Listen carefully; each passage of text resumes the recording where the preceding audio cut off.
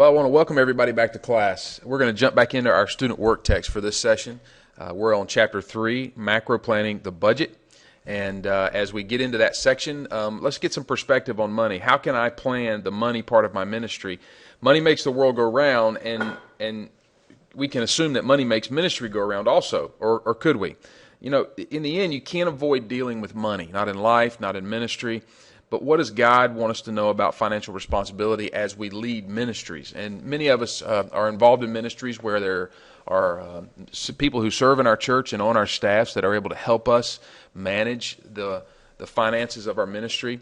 But one of the things you've got to take charge of, especially when you're leading a student ministry, is you've got to make sure that you are well aware of the resources that God has provided through the giving of the local church and through the administration of the leaders who appropriate the budget amounts for every area, including yours, and that you know exactly where the money is being used and how it's being tracked, and that there's a good stewardship and reporting of how you're using those funds. And it's critical. I've seen many youth pastors fall in their effectiveness, as well as even lose their positions because of not being wise and diligent about how they plan their budget and how they use the resources that are made available to them.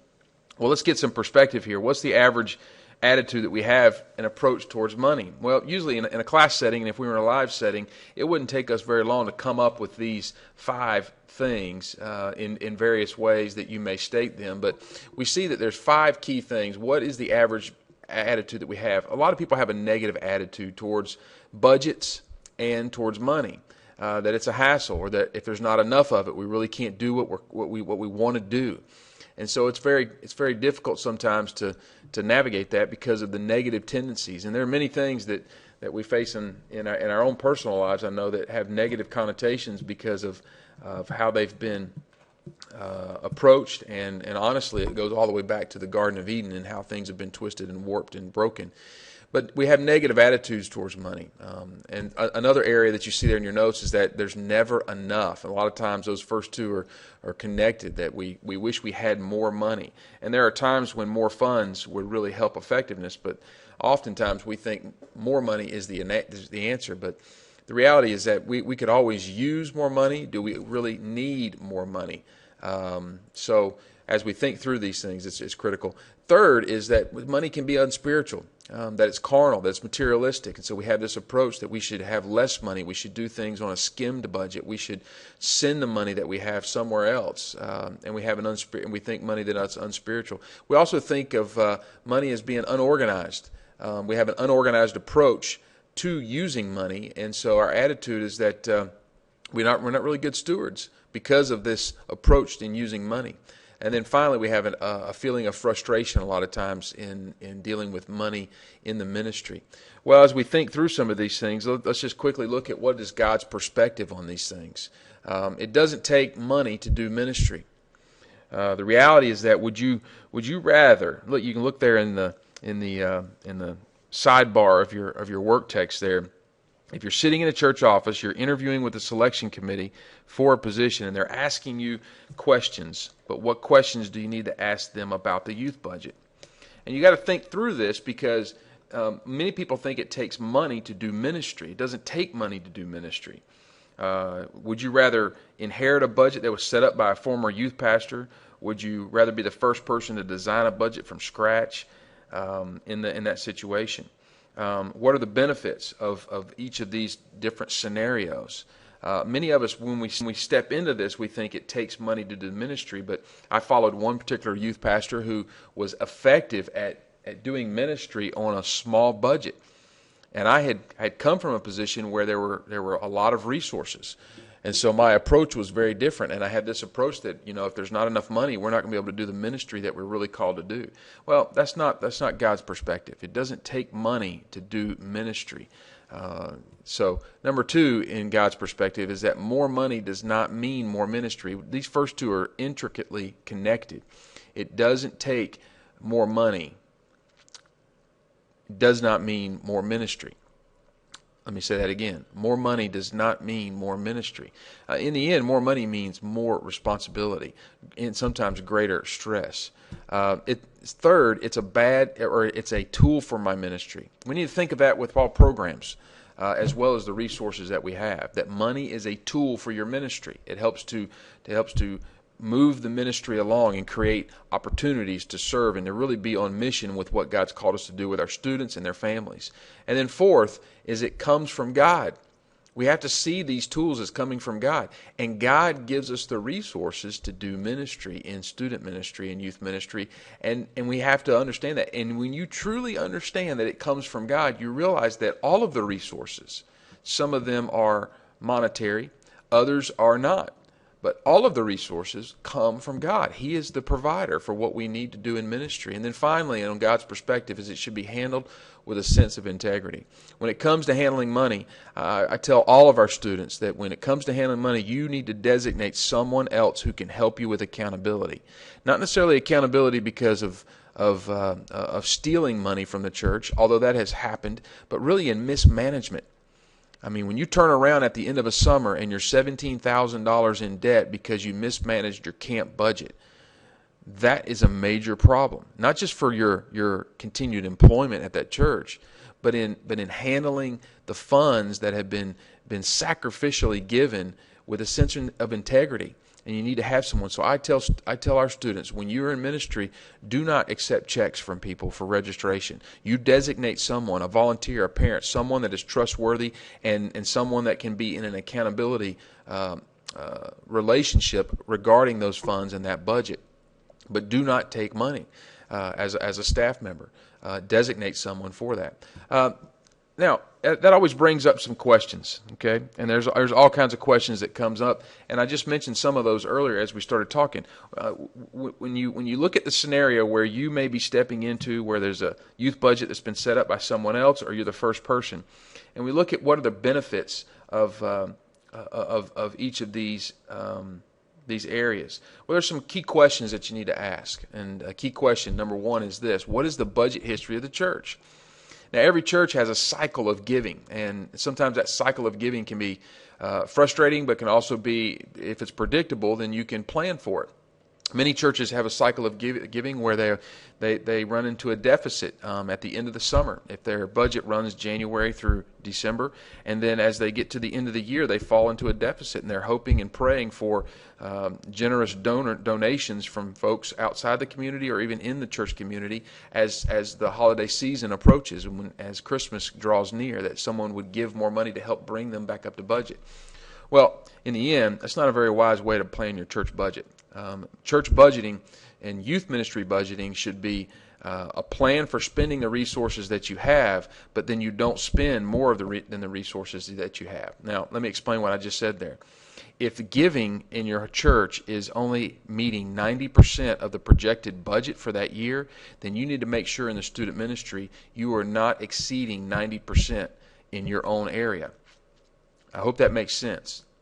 Because even though you've budgeted, let's just say randomly, $1,000 in a particular ministry area, and your whole youth ministry budget is $15,000, at the end of the year, if the giving that was received only covers 90% of that budget, then you need to make sure that you didn't spend more than $13,500 for the year. So you spent within that 90% figure of what was given. So you got to be careful about that. But look at the budget history of the church and then make appropriate plans. Another question is, what is contained and covered in the youth ministry budget? Now, I love this one because sometimes we forget about areas in the youth ministry budget that other departments will take care of.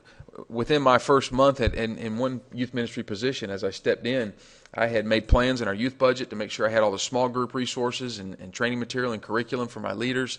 And then I had a layman approach me in the church, and his job was over the curriculum and as a volunteer minister of education type of position. He was in charge of getting the curriculum, and he had a budget for every department in the church to get their curriculum. Their departments didn't have to cover it. Well, man, that was great because, as you know, curriculum can cost money and can add up.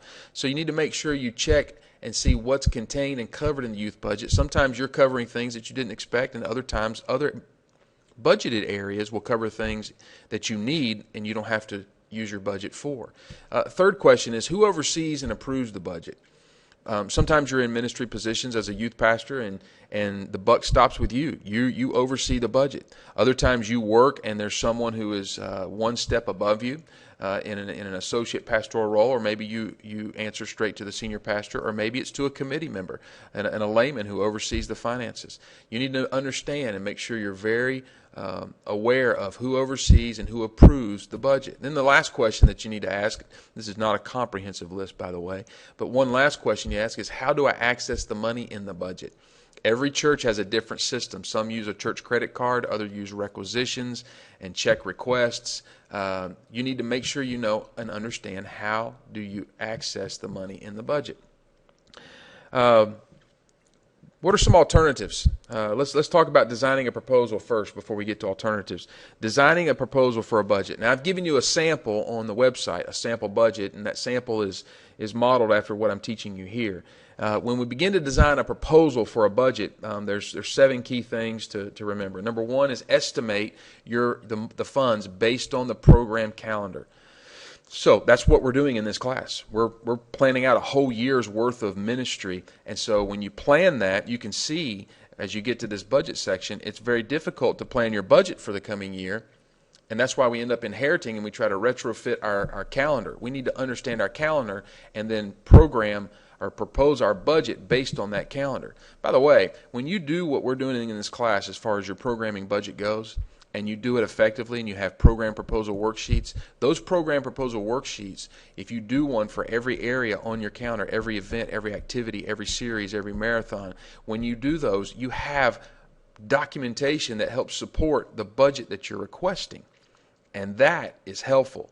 Those who are overseeing the budget and approving the budget, whether it's a committee or whether it's another staff area, they're able to see that you're giving diligent thought to how you will use the money, and also determining what is necessary to be effective in ministry in that church and community in the student ministry. So number 1 is estimate based on the program calendar. Number 2 is be fair, but be bold. So you ask, you lay out what you need, but then what would you like? What would give you an incredible advantage? A friend of mine back in 1990, where I was who I interned for back when I was in college, I remember several years later, it must have been 7 or 8 years later, maybe, and he came and visited where I was teaching in another school here in Virginia. And while he was there, he had all his budget request items, and one of the budget request items was for a cell phone in his car. I think it was maybe it was like early to mid 90s. And I looked at him. I said, "You're crazy." He goes, "I know." He said, "But I get a lot done. I can get a lot more done if I have a phone in my car, and I can make phone calls and contacts while I'm en route." And so he asked for it. And guess what? They gave it to him. They approved it as a budget item to put a mobile phone. Now, the phones back then, most of them, when you got them, you put them in a car. Well, he got it. Now, did he have to have it? Probably not. I mean, he'd been doing ministry very effectively for a long time. But did it help him in the long run? Absolutely. It helped him in greater effectiveness as he used that. And they had a system for turning in and reporting on the minutes that were used and the reimbursement there. But be fair, but also be bold. So if there's something that you think and you see, or maybe your team sees, would be very beneficial to doing ministry, then put it on there. Number 3 is you need to prioritize items. What is the most important? When you list out your budget items, you need to give it a score, or maybe a code or a highlight that says these things are the most essential. Now, do you send that to the person you're submitting your budget request to for the year? Maybe or maybe not. But you need to know where is the priority in everything you've requested. So when a question is asked and it's presented that our finances are down, or we are cutting back on our budget to do other things, and so you need to reduce your budget by 6%, and you go back in and you know, because you've prioritized, I can take this part out, this portion out. I can take everything coded a 3 can come out. 1s and 2s are all going to stay. And we'll figure out some other way to help meet the need for those items that were coded under the 3s. So prioritize your items. Number 4 is break everything down into categories. You'll see there on the sample budget that I included there on the Moodle page, you will see how it's broken down into categories. Break everything down into categories. And some people, and I've done this in the past, I budget according to every program. And so we have a budget line item and a code number for every program. So when you do small groups, there's a budget for the year for small groups. Now, there's a general spreadsheet on in that file that pulls together all of the different areas, and then we break the areas down and do budgets for them as well. But you need to break down everything into categories and maybe even into subcategories. Number 5 is divide everything into monthly sums. So look at your calendar and your month, and I did that on the, there's in your work text, there should be a way to do that where you break down everything into categories, and then you can spread it out over the month. So when, obviously the sample that I gave you there in the work text has some pretty small boxes. Reproduce this, if you will, and then look at every month, January or July, August, September, October. This is based on a school year calendar. And then put the money in for every area that you're going to need. And that way you can total up at the bottom, and then you can see throughout the year where are your highest spending months and which months have the most expenses there for that. Number 6 is devise an accountability system. Now, most churches will have some type of accountability system in place where reports are given, requisitions are given, that receipts are tracked and returned.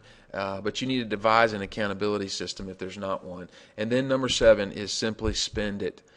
It's very similar to working your plan. When you plan your work, you work your plan. When you lay out a budget, then you use your budget. And so that's important. So there's your designing a budget proposal. Now, what are some alternatives? You've got there in your sidebar, you'll see there's a note there, and it says, a parent complains to you about the fact that he tithes, and those monies are supposed to fund programs, church programs. So why are you charging his teens for activities? Now, before we answer this, in fact, I'm going to put this on the Moodle page and have you respond to this question, and a little bit later today and tomorrow.